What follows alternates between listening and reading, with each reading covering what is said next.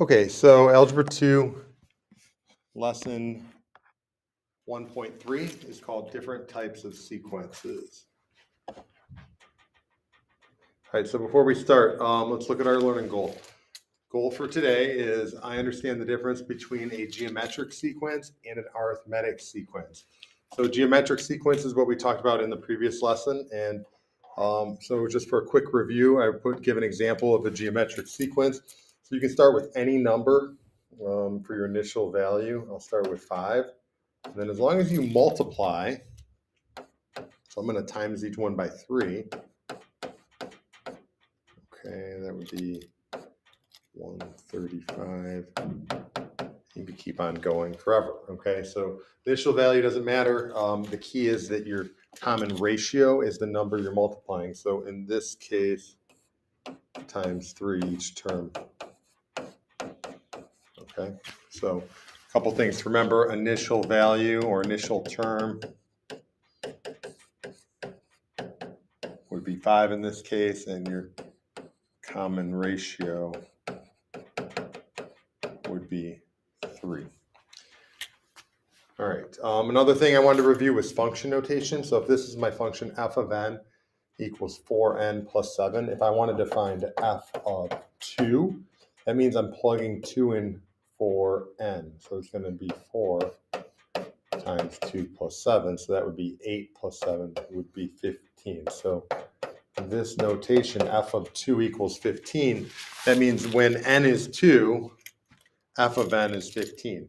And a lot of times when we write it in x, f of x, like this, if I wrote the same thing with x, and we get f of 2 equals 15, we like to think of this as an ordered pair. X is 2, y is 15. It's just a different way to write it. This is kind of how you wrote it mainly in Algebra 1, most likely.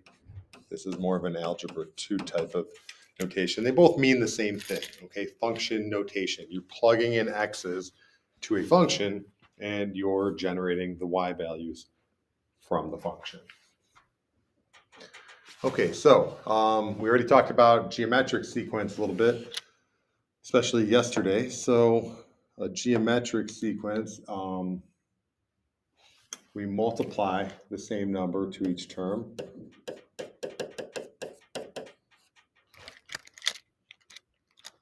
Maybe I would change that word, multiply by the same number.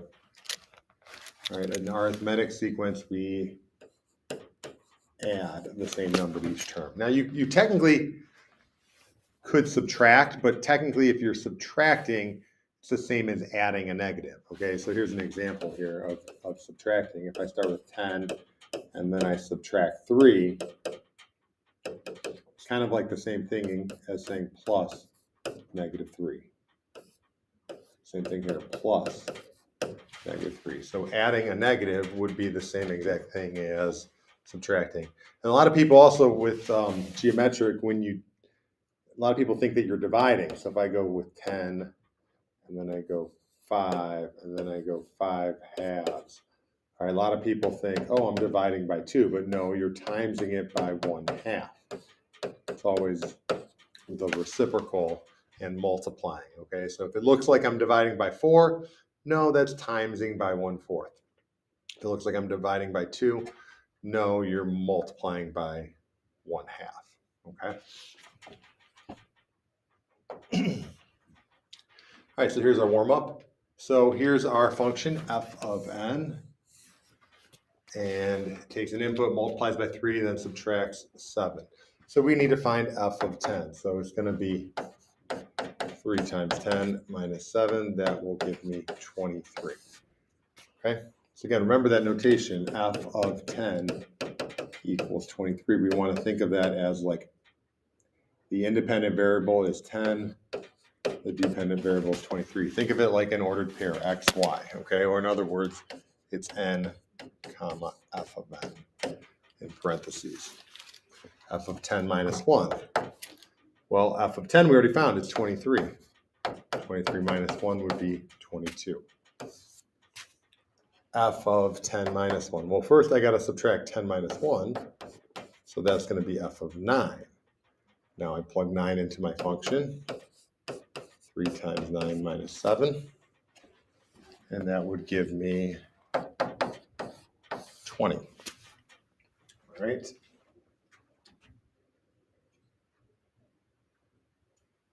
And then the last thing, f of 5 minus f of 4. So let's do this. Let's find f of 5, and let's find f of 4, and then we can subtract them. So it's going to be 3 times 5 minus 7. So that's 15 minus 7 will give me 8.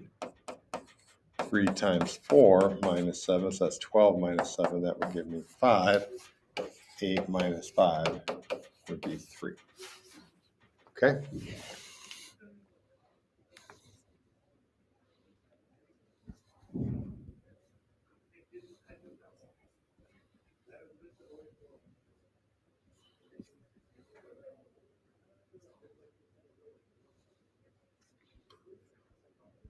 All right, moving on to the next thing.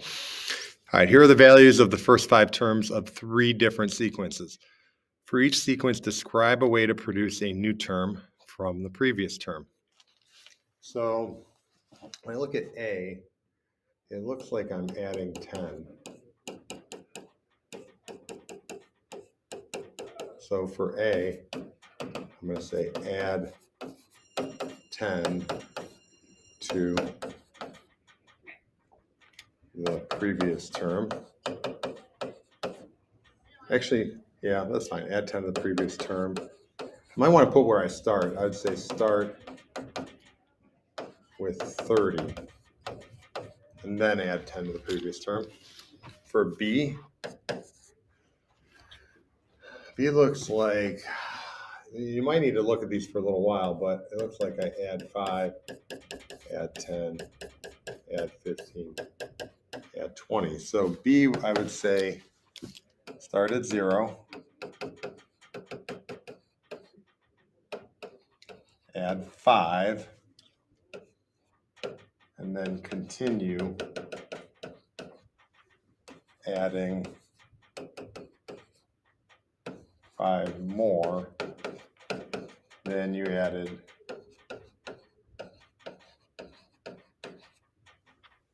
previously. Okay, and then for C, kind of run out of room, so I'll put C over here.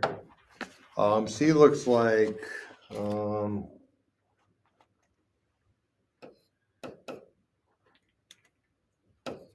2, times 2, times 2, times 2. So that looks geometric. So start with 1.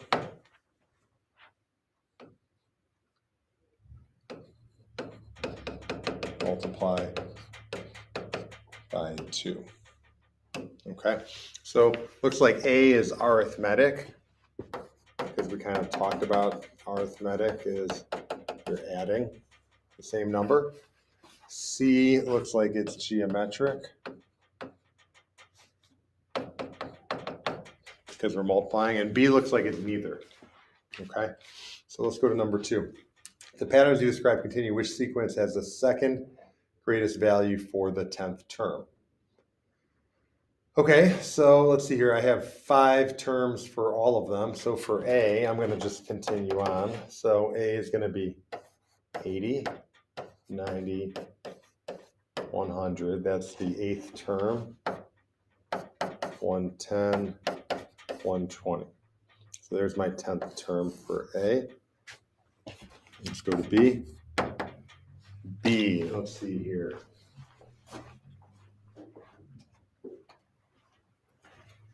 B, I'm going to add 25.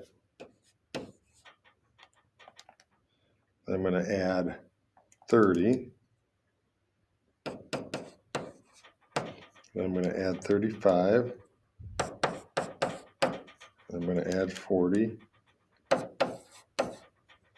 I'm going to add 45. Okay, and then for C, let's go ahead. I'm going to have 32, 64, 128,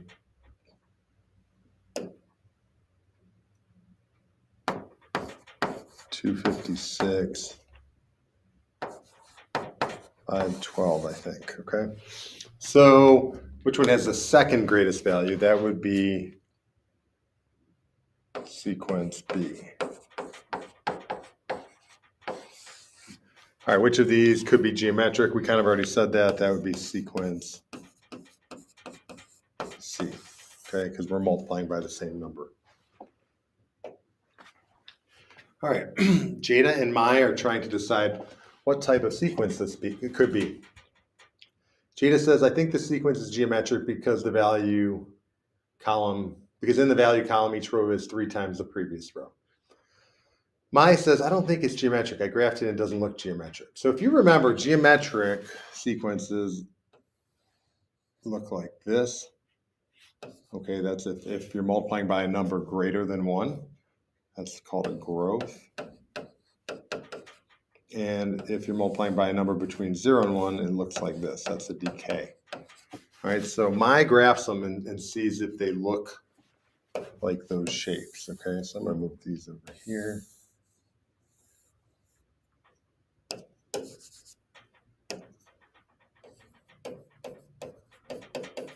All right, so you got your growth, you got your decay. It looks pretty good. It looks like I'm times 3 times 3.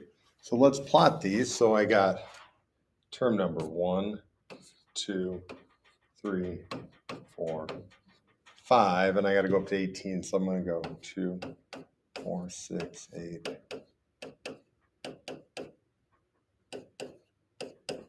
All right, so let's see here. 1 is at 2. 2 is at 6. 5 is at 18. So when I look at that, it actually almost looks, I shouldn't say almost, it looks linear. It's not giving me that growth shape that I should get, okay? So I think Mai is right. I would say Mai is right. And I would say the graph appears to be linear.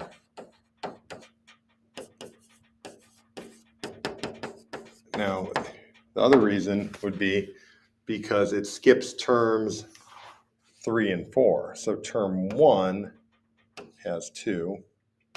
Term 2 has 6. And then they skip term 3 and skip term 4. And then they end at term 5, which would be 18. So you can kind of see here that you're actually adding 4, I think. It's actually arithmetic, because if I add 4 to 6, I get 10. If I add 4 to 10, I get 14. And if I add 4 to 18, or add 4 to 14, I end up at 18. So you can tell that it's arithmetic. So if you wanted to even take it further, you could say it's an arithmetic sequence. All right. And arithmetic sequences are actually always going to be linear. That's why they form a straight line. All right, so how are geometric and arithmetic sequences alike and different? And this will tie back to our learning goal. I understand the difference between a geometric sequence and an arithmetic sequence. So let's just kind of write some stuff down here. So how are they alike?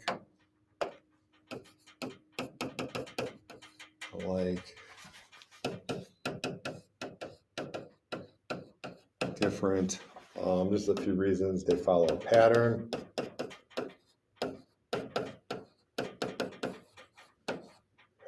We can find missing terms. We need to know the starting value.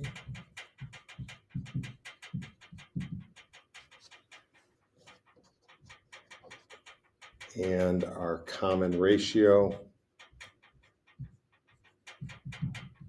or common difference. Okay, it's a ratio If you're multiplying, it's a difference. If you're adding, how are they different?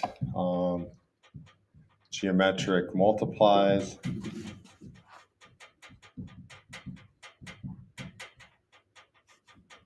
Arithmetic adds. What else? Geometric graph is curved.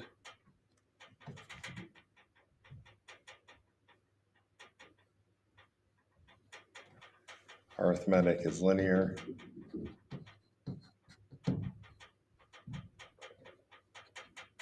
Curved, linear.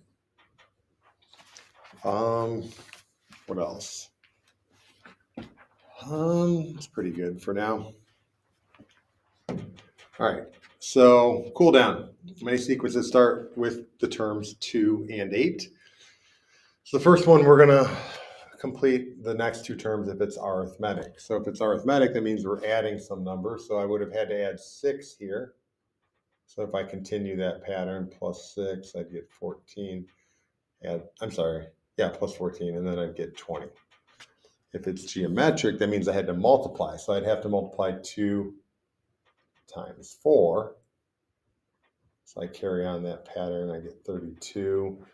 And then 32 times 4 is 128. So the next one is neither geometric nor arithmetic. So how about this? Let's cube the previous term. And that would be neither. So I cube the 2, that gets me to 8. If I cube the 8, I'm going to get 512. If I cube 512, this is going to be a pretty big number, but we get, yikes, 1, 3, 4, 2, 1, 7, 7, 2, 8, okay? So there's different things you could do. You could, multiply and add. You could say times 2 plus 4. You could say times 3 plus 2. You could do a combination of adding and multiplying, but can't just do one or the other. All right, that's it for this lesson. Hope you enjoyed it.